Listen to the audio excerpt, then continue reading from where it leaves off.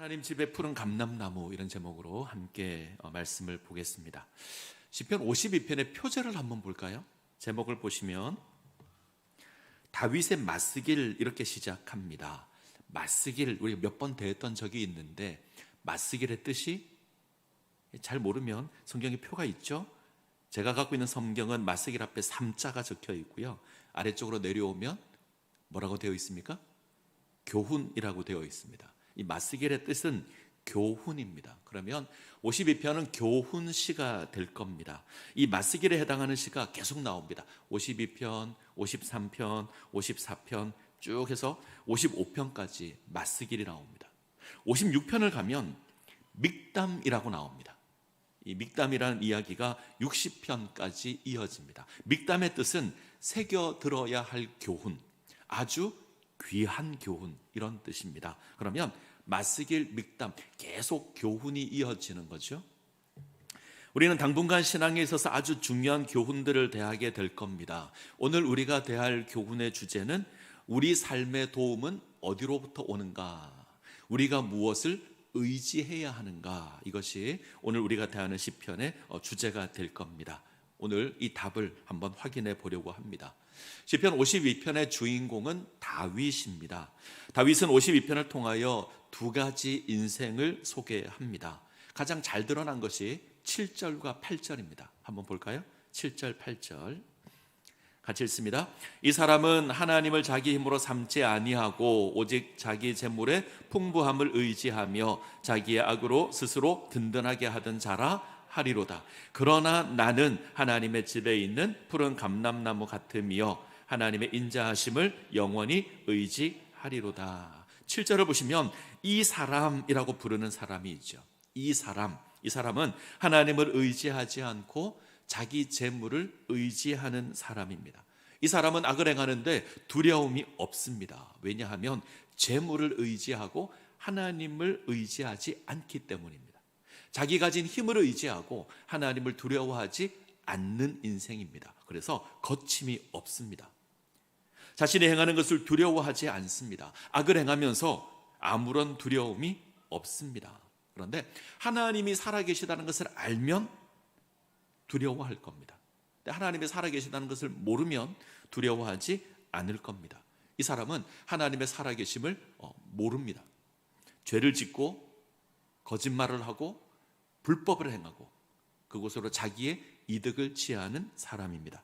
자, 또 한 사람이 있는데 이 사람의 반대편에 서 있는 사람, 다윗은 자신을, 하나님을 모르는 이 사람과 반대쪽에 세워 놓습니다. 나는 하나님의 인자하심을 의지한다. 하나님의 살아계심을 내가 알고 하나님의 인자하심을 의지한다. 그래서 내가 하나님의 집에 거한다. 이렇게 고백합니다. 두 사람이 있죠. 서로 반대쪽에 있습니다. 한쪽은 하나님을 힘으로 삼지 않고 재물의 풍성함을 힘으로 삼는 사람, 다른 한 사람은 재물을 의지하지 않고 하나님을 의지하는 사람, 이 두 사람이 있습니다. 이 두 사람을 비교하면서 다윗은 우리의 도움이 어디서 오는가, 이 문제에 답을 합니다. 자, 먼저 자신의 힘을 의지하는 하나님을 모르는 인생부터 보겠습니다. 자, 1절을 한번 보죠. 1절 같이 읽습니다. 포악한 자여, 네가 어찌하여 악한 계획을 스스로 자랑하는가? 하나님의 인자하심은 항상 있도다. 다윗은 이 사람을 포악한 자, 이렇게 부릅니다. 포악한 자, 원문의 의미는 강한 용사, 힘이 있는 자, 이런 뜻입니다. 이 땅에서 뭔가 능력 있어 보이는 자. 우리가 이런 표현이 어울릴 것 같아요. 거물. 저 사람은 거물이야, 이런 할 때 그런 거물입니다. 이 땅에서 강한 권세를 가지고 있는 사람. 히브리어로 표현이 좀 재밌는데 게볼입니다. 게불 아니고 게볼. 네피림과 같은 존재가 게볼입니다. 골리앗과 같은 존재가 게볼입니다. 누가 보아도 강해 보이는 자. 이 사람은 하나님을 자기 힘으로 삼지 않고요, 자기 힘을 의지합니다. 특별히 자신의 재물을 의지합니다. 이 사람의 또 다른 특징이 하나 있는데, 자, 2절을 보겠습니다. 2절 같이 읽습니다. 내 혀가 심한 악을 꾀하여 날카로운 삭도같이 간사를 행하는도다. 이 사람의 또 다른 무기는 간사한 혀입니다. 그 혀가 날카로운 삭도 같다. 유진 피터스는 마치 면도날 같다. 요즘은 전기 면도기를 사용을 합니다. 그래서 그 날이 들어있는 면도기를 잘 사용하지 않는데 예전에는 많이 사용했거든요. 대표적인 이제 메이커가 도르코 면도날, 다 아시죠? 도르코. 이게 얼마나 날카로운지 조심하지 않으면 손을 베일 수 있고 조심하지 않으면 얼굴을 베일 수 있습니다. 근데 사람의 혀가 그 면도날 같이 날카롭습니다. 얼마나 날카로운지 모릅니다. 그 날카로운 말로 악을 꾸미고 그 날카로운 말로 거짓 증거를 해서 사람을 고소하고 그 날카로운 말로 교묘하게 자기에게 이익이 대하는 것을 구합니다. 그것으로 사람을 괴롭힙니다. 자, 3절 제가 읽습니다. 네가 선보다 악을 사랑하며 의를 말함보다 거짓을 사랑하는도다. 자신의 힘으로 악을 구하지요. 날카로운 입으로 악을 구합니다. 자기 이익을 위해서 면도칼과 같은 그런 말로 거짓을 만들어냅니다. 말로 사람을 미혹합니다. 아 다르고 어 다르죠? 말은 어감만 바꿔도 전혀 다른 뜻이 될 수 있습니다. 오늘 당신 옷이 참 잘 어울립니다 이런 말하고 당신 옷이 참 오늘 잘 어울립니다 이 말하고 오늘은 옷이 좀 괜찮네 이거하고는 다른 거예요. 그죠?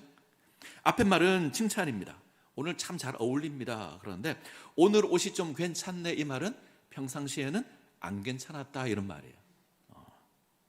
그 사람 참 열심히 일해 이 말하고 그 사람은 지가 다 하려고 해 이 말은 다른 말입니다.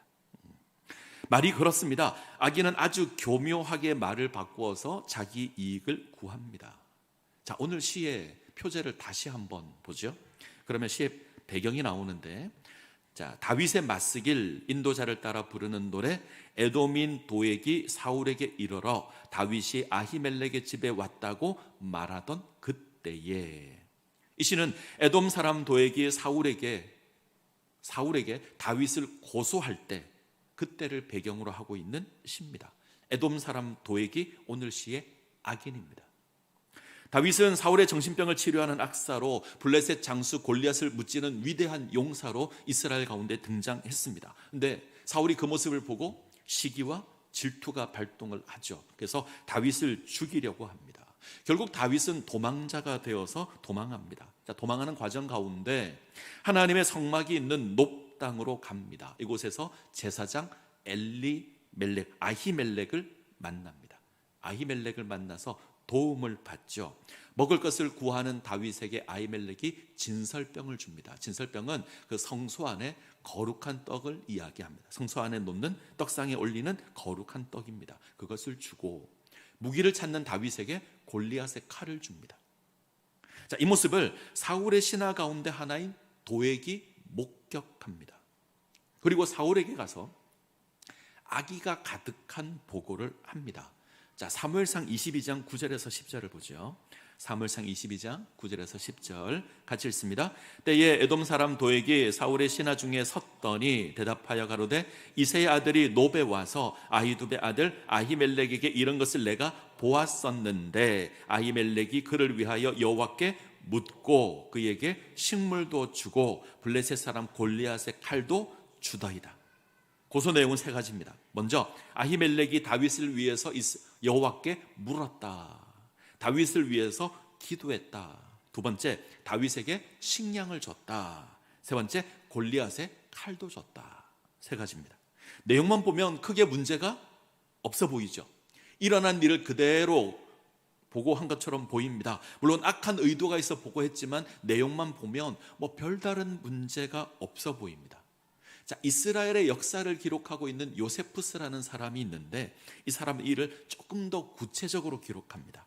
도액은 다윗이 제사장 아히멜렉에게 왔을 때에 아히멜렉이 다윗을 위해서 하나님께 기도해서 다윗의 앞날을 알았다.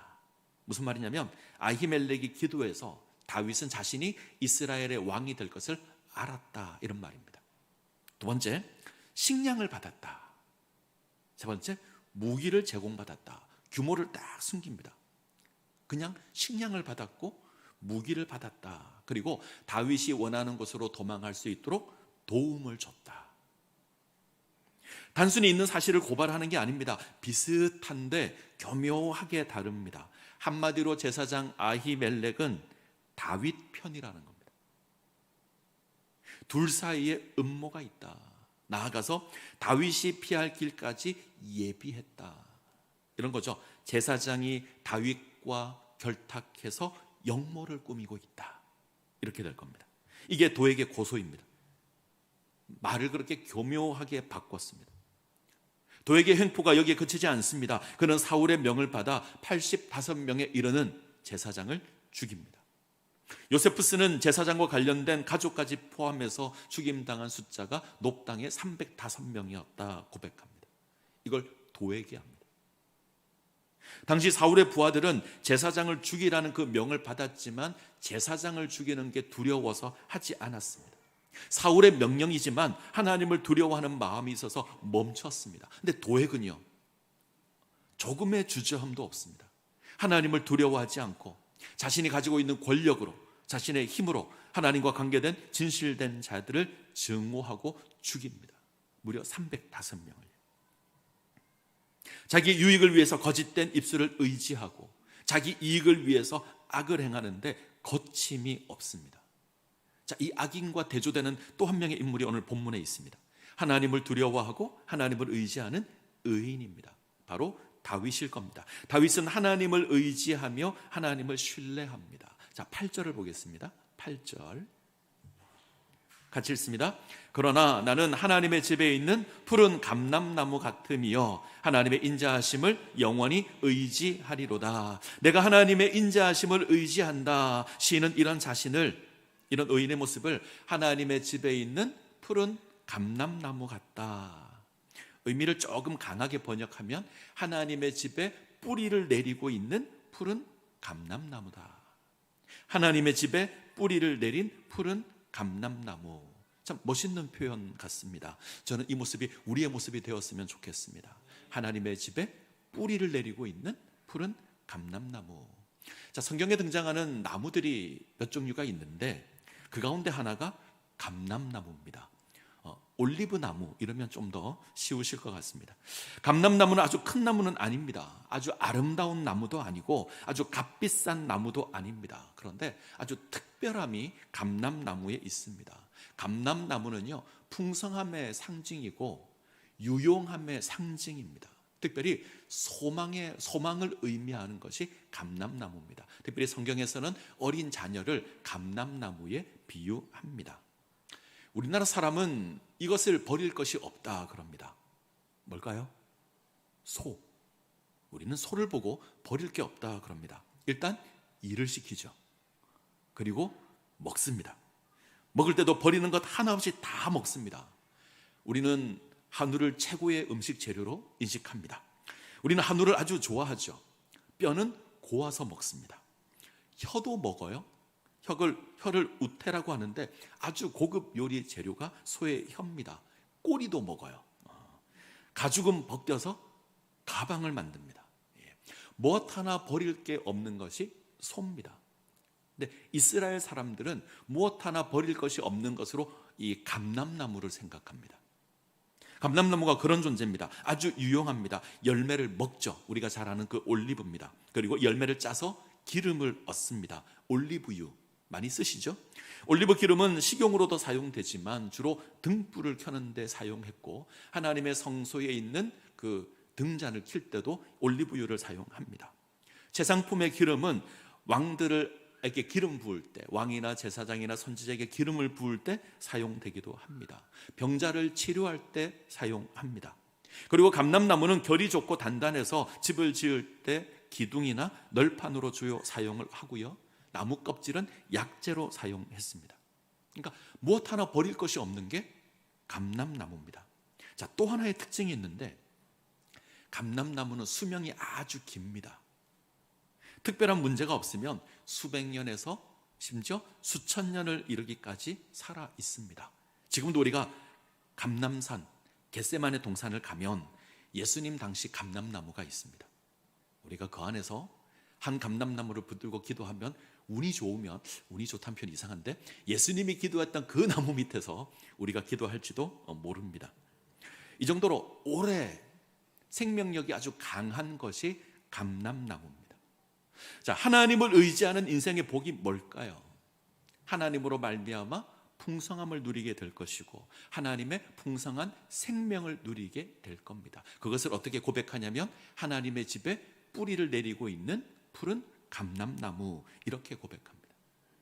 자, 이렇게 하는 이유가 뭘까? 하나님의 인자하심이 영원하기 때문에. 자, 아까 우리말 번역은 좀 이상했습니다. 8절을 다시 한번 볼까요? 8절. 그러나 나는 하나님의 집에 있는 푸른 감람나무 같으며 하나님의 인자하심을 영원히 의지하리로다, 이렇게 되어 있는데 하나님의 인자하심을 영원히 의지한다. 그런데 번역을 좀 바꿔야 됩니다. 하나님의 인자하심이 영원하다, 이렇게 번역하는 게 맞습니다. 하나님의 인자하심이 영원함으로 내가 의지한다. 그 하나님의 인자하심을 의지함으로 복을 누리는 겁니다. 자, 5절을 보죠. 같이 읽습니다. 그런즉 하나님이 영원히 너를 멸하심이여 너를 붙잡아 내 장막에서 뽑아내며 살아있는 땅에서 내 뿌리를 빼시리로다. 악인의 운명입니다. 땅의 재물을 의지하며 악을 행하는 악인을 하나님이 영원히 멸하실 텐데 하나님의 뿌리를 뽑으실 겁니다. 땅에서 뿌리채 뽑아낼 겁니다. 잘 보시면 악인의 장막에서 뽑으실 겁니다. 악인의 장막, 악인이 의지하는 곳, 악인이 의지하는 재물이 가득한 그 장막에서, 악인 스스로 든든하게 생각하고 힘이라고 생각하는 그 장막에서 하나님 뽑으실 겁니다. 살아있는 땅에서 뽑을 겁니다. 악인은 자기 집에서 뿌리가 뽑힐 거고요, 의인은 하나님의 집에서 뿌리를 내릴 겁니다. 악인은 생명의 땅에서 뽑힐 겁니다. 의인은 하나님의 생명을 누릴 겁니다. 악인은 영원히 멸망할 겁니다. 의인은 영원한 하나님의 인자 가운데 세워지게 될 겁니다. 믿으십니까? 아멘. 이제 우리가 설교를 시작할 때 던졌던 물음이 있습니다.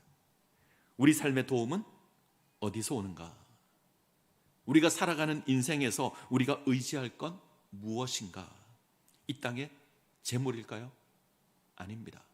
이 땅의 권세입니까? 아닙니다. 우리가 의지할 건 여호와 하나님이십니다. 하나님이 우리의 참된 도움이 되시고 영원한 인자하심이 우리의 소망이 될 겁니다. 그 하나님께서 우리를 세우실 겁니다. 시편 121편 1절 2절. 내가 산을 향하여 눈을 들리라. 나의 도움이 어디서 올까? 나의 도움은 천지를 지으신 여호와에게서로다. 우리의 도움은 천지를 지으신 여호와 하나님께 있습니다. 우리가 하나님의 인자하심을 의지하며 나아갈 때 우리 삶은 하나님의 역사로 가득 채워질 겁니다. 그래서 고백하는 게 9절입니다. 자, 9절을 한번 보죠. 같이 읽습니다. 주께서 이를 행하셨으므로 내가 영원히 주께 감사하고 주의 이름이 선하심으로 주의 성도 앞에서 내가 주의 이름을 사모하리이다. 9절은 하나님의 역사를 경험한 우리가 지내야 될 삶의 자세입니다. 감사해야죠. 하나님의 이름을 사모해야 합니다. 하나님을 찬양해야 합니다. 자, 이제 주목해야 될 것이 하나 있습니다. 다윗이 이 찬양을 언제 하죠? 에돔 사람 도액이 사울에게 다윗과 제사장 아히멜렉을 고소할 때, 조금 더 생각하면 도액이 높당에 있는 제사장과 가족을 죽이는 만행을 저질렀을 때, 먹구름이 가득할 때입니다. 거친 폭풍이 치고 있을 때입니다. 이때 다윗의 마음이 어땠을까? 아마 힘들고 괴로웠을 겁니다. 도액이 제사장을 죽일 때 아히멜렉의 아들 아비아달이 도망하여서 다윗에게 갑니다. 이때 다윗은 아비아달에게 나 때문에 일어난 일이다, 이건 내 탓이다, 이렇게 이야기합니다. 성경은 아주 간단하게 기록되어 있지만 그렇게 말하는 다윗은 너무 괴로웠을 겁니다. 자기에게 호의를 베풀었는데 그것 때문에 제사장이 죽임을 당했습니다. 무려 85명이, 무려 305명이 분노가 일었을 겁니다. 괴로움이 가득했을 거고요, 너무너무 고통스러웠을 겁니다. 이런 고통 가운데 이 찬양을 부르는 겁니다. 우리에게도 이런 상황이 있지 않습니까? 우리 삶에 도액이 있지 않습니까? 나를 괴롭게 하고 나의 삶을 흔들고 나의 분노가 치밀어 오르게 만드는 그런 존재가 우리에게 있을 겁니다. 이때 다윗은 하나님의 심판을 바라봅니다. 하나님께서 살아계시기에, 하나님께서 악인의 뿌리를 뽑을 것이기에, 지금은 다윗이 도망자이고 지금은 연약하고 지금은 화가 나지만 어떻게 할 수 없는 그런 상황에 있지만 하나님의 심판이 있다는 것을 알기에, 나를 향한 하나님의 인자하심이 영원하다는 것을 알기에 하나님을 의지하는 겁니다. 그리고 부르는 찬양입니다. 1절을 다시 한번 볼까요? 1절 같이 읽습니다. 포악한 자여, 네가 어찌하여 악한 계획을 스스로 자랑하는가? 하나님의 인자하심은 항상 있도다. 번역을 좀 바꾸겠습니다. 포악한 자여, 네가 어찌 악한 계획을 자랑하는가? 네 뜻대로 되었다고 자랑하는가? 하나님의 인자하심이 결국은 승리할 거다. 이해가 되시죠? 악인이 교만하여서 자랑하고 있는데 다윗이 고백합니다. 하나님의 인자하심이 결국 이길 거다. 자, 이 고백이 다윗이 참고 인내하는 비결입니다. 악한 자의 횡포가 있습니다. 하나님을 두려워하지 않는 악한 자의 횡포가 있습니다. 그 횡포가 우리를 힘들게 할 겁니다. 우리를 고통스럽게 할 겁니다. 그런데 하나님의 인자하심이 항상 있고요, 하나님의 인자하심이 결국 이기게 할 겁니다. 8절 그러나 나는 하나님의 집에 있는 푸른 감람나무 같으며 하나님의 인자하심을 영원히 의지하리로다. 지금 말씀의 핵심은 지금 감람나무가 푸르다, 무성하다 이게 아닙니다. 하나님의 인자하심이 영원하다. 우리를 향한 하나님의 인자하심이 변함이 없다 때문에 당신의 뜻이 반드시 이루어질 것이다. 감람나무의 특징이 하나 더 있습니다. 어린 감람나무를 심으면 7년이 지나야 열매를 맺습니다. 7년이 지나기 전까지는 열매를 안 맺습니다. 15년 정도 지나야 제대로 된 열매를 맺고요, 20년 정도 지나야 정말 우리가 보기에 괜찮은 열매를 맺습니다. 그때까지는 어떻게 해야 되죠? 계속 돌봐줘야 되죠. 그래서 성경은 자녀를 감람나무에 비유하는 겁니다. 기다려줘야 되고 돌봐줘야 되고 보살펴줘야 되고, 언제까지요? 20살이 될 때까지. 물론 요즘은 결혼을 해서도 돌봐줘야 되지만, 자, 중요한 건 기다림의 시간이 있다는 거죠. 그때까지 계속 돌봐주어야 합니다. 하나님께서 그렇게 하실 겁니다. 하나님의 인자하심이 우리를 돌봐주실 겁니다. 영원하신 하나님의 인자하심이 우리를 지켜주실 것이고 인도해 주실 것이고 반드시 열매 맺게 하실 겁니다. 당장은 일이 주어지지 않지만, 그죠? 7년이 지나야 되고 15년이 지나야 되고 20년이 지나야 되는 기다림의 시간이 있어야 하지만 분명한 건 열매 맺을 때가 있다는 겁니다. 반대로 이야기하겠습니다. 악인의 계획은 영원하지 않습니다. 하나님의 인자하심은 영원합니다. 악인이 의지하는 재물은 영원하지 않습니다. 우리가 의지하는 하나님의 인자하심은 영원합니다. 이 영원한 인자하심을 인해서 다윗이 고백하는 겁니다. 하나님이 내 인생에 도움이 되십니다. 이 고백이 우리 가운데 있기를 소원합니다.